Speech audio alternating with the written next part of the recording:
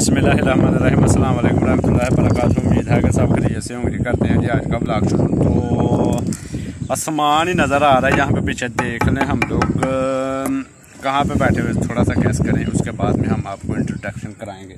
और साथ में ये शहजादा।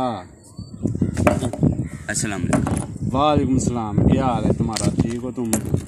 और इब्राहिम साहब और मैं बहुत ही ऊंची छत पे चढ़े हुए हैं जी। ये देख लें, सामने पीछे देख लें जी।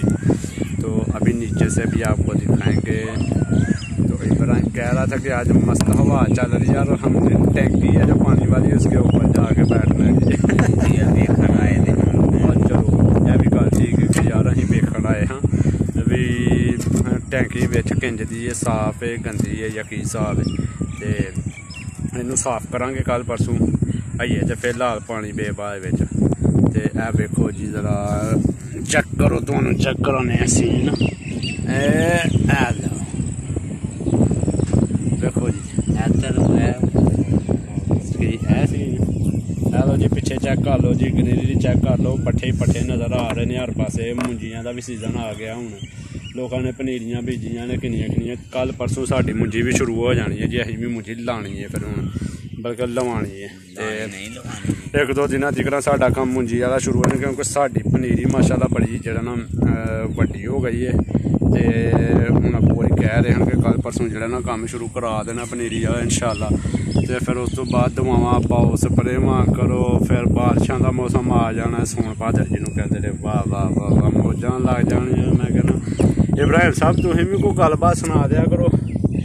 इब्राहिम जी ड्यूटी होनी है जी, पीटर दे विच डीजल पाना है।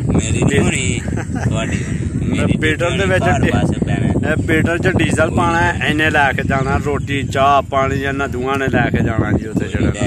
ते साडी ड्यूटी होनी है जेह्ड़ा ना फिरन टुरन दी अपनी। ते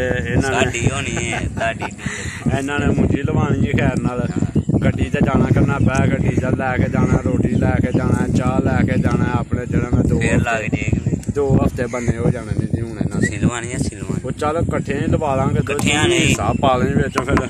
फिर तुसीं फिरो पिया देखो जी, साडे पिंड दा माशाल्लाह व्यू देख लो जनाब।